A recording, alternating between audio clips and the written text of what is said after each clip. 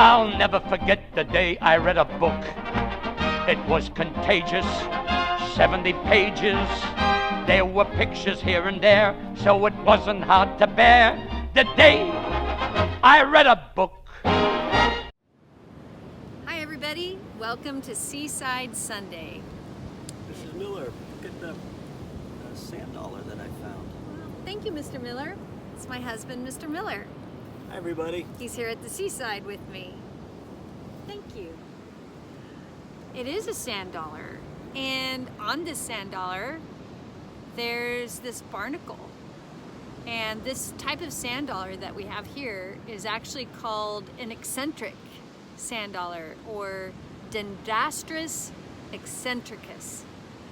And by eccentric, it doesn't mean crazy and wacky. It means it's off-center. So you can see the little floral design that is on this sand dollar is off-center. It's not right in the middle. Eccentric sand dollar. And then this barnacle is a Pink Acorn Barnacle. So that's a fun fact, and a lot of sand still in it. Sometimes sand dollars are called sea cookies or sea cakes or sea biscuits. So you can see how, but this sand dollar is no longer living. These are actually living creatures, but not usually by the time they come to shore. They have a brown fuzz when they're still alive. So I appreciate Mr. Miller for bringing this to me. I love sand dollars, and I love nature. And our book is called A Weed is a Flower. It's the life of George Washington Carver, written and illustrated by ALIKI.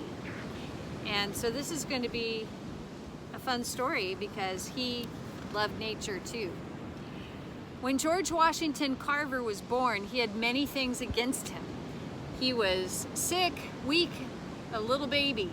His father had just died, and his mother was left alone to care for him and his brother James. And even worse, he was the son of slaves. There was no hope for his future. But George Washington Carver was no ordinary man. He was a man who turned evil into good, despair into hope, and hatred into love. He was a man who devoted his whole life to helping his people and the world around him. And this is his story. George Washington Carver was born in Missouri in 1860, more than 100 years ago. It was a terrible time, and mean men rode silently in the night, kidnapping slaves from their owners and harming those who tried to stop them. One night, a band of those men rode up to the farm of Moses Carver, who owned George and his mother Mary. Everyone ran in fear, but before Mary could hide her baby, the men came and snatched them both and rode away into the night. Moses Carver sent a man to look for them, and Mary was never found. But in a few days, the man returned with a small bundle wrapped in his coat and tied to the back of his saddle, and it was the baby George.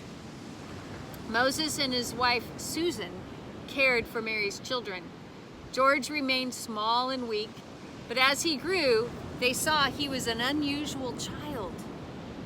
He wanted to know about everything around him. He asked about the rain, the flowers, the insects. He asked questions the Carvers couldn't answer.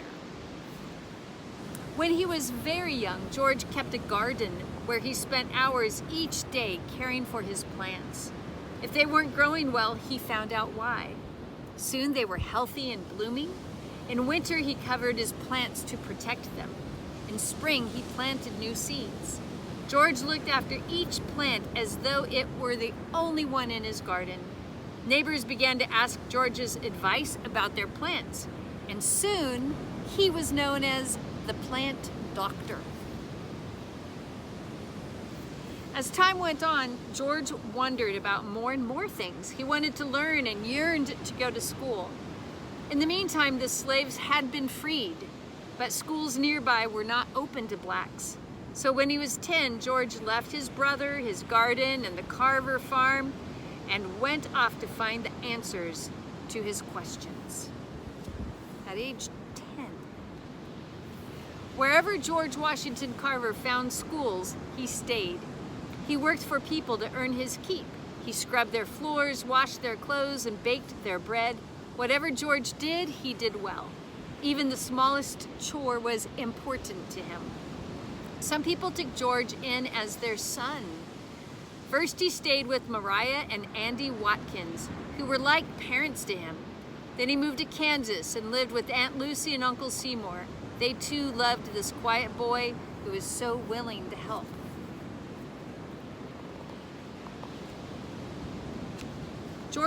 George worked hard for many years, always trying to save enough money for college. Other boys who had parents to help them were able to enter college much sooner than George. He was 30 years old before he had saved enough. Still, it was not that simple. Not all colleges would admit blacks, even if they had enough money to pay. George was not discouraged. He moved to Iowa and found a college which was glad to have a black student. At college, George continued to work. He opened a laundry where he washed his schoolmates' clothes, and he continued to learn. His teachers and friends soon realized that this earnest young man was bursting with talents. He played the piano, he sang beautifully, and he was an outstanding painter. In fact, for a time, he thought of becoming an artist. But the more George thought of what he wanted to do, and the more he wanted to help his people. And he remembered that his neighbors used to call him the plant doctor. He had never forgotten his love for plants. In all the years he had wandered, he always had something growing in his room. So George Washington Carver chose to study agriculture. He learned about plants, flowers, and soil. He learned the names of the weeds. Even they were important to him. He often said, "A weed is a flower growing in the wrong place." He still asked questions. If no person or book could answer them, he found the answers himself. He experimented with his own plants and found secrets no one else knew. When George finished college, he began to teach. He was asked to go to Alabama, where a college for blacks needed his talent. It was there, at Tuskegee Institute, that George Washington Carver made his life. In Alabama, Professor Carver taught his students and the poor black farmers who earned their livelihood from the soil. He taught them how to make their crops grow better. Most of the farmers raised cotton, but sometimes the crops were destroyed by rain or insects, and the farmers couldn't earn enough to eat.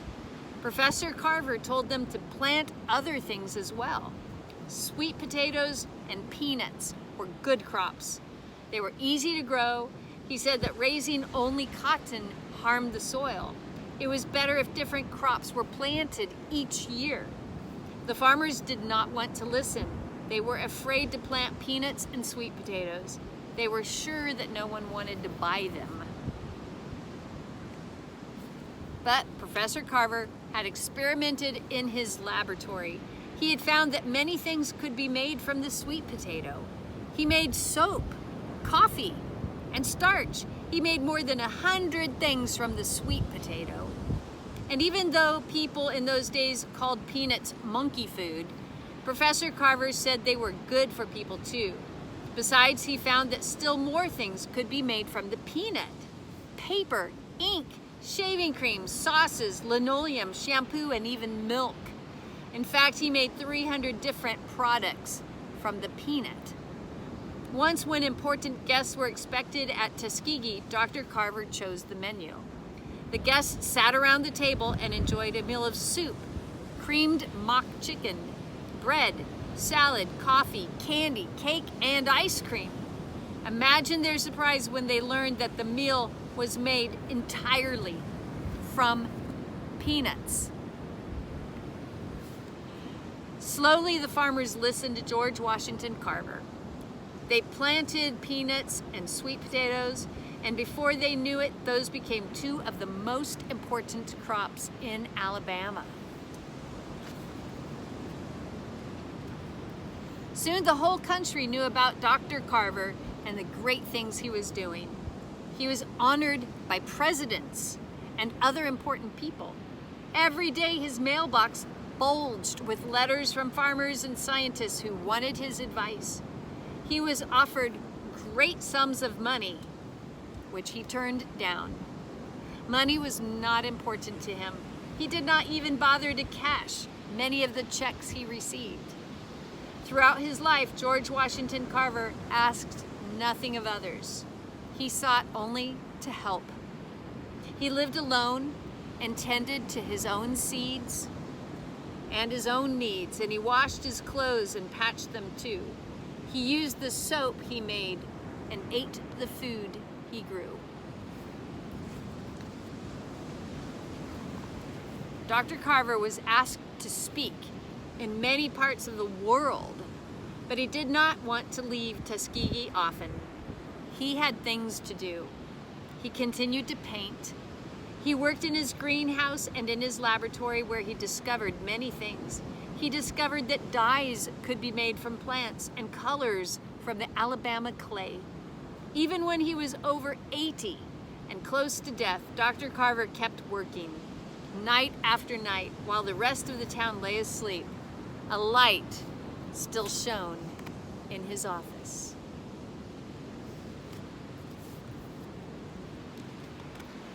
The baby born with no hope for the future grew into one of the greatest scientists of his country, George Washington Carver.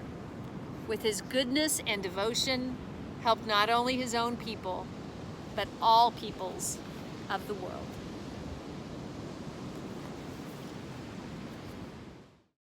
One day I read a book, I can't remember when, but one of these days I'm gonna do it again, yes sir.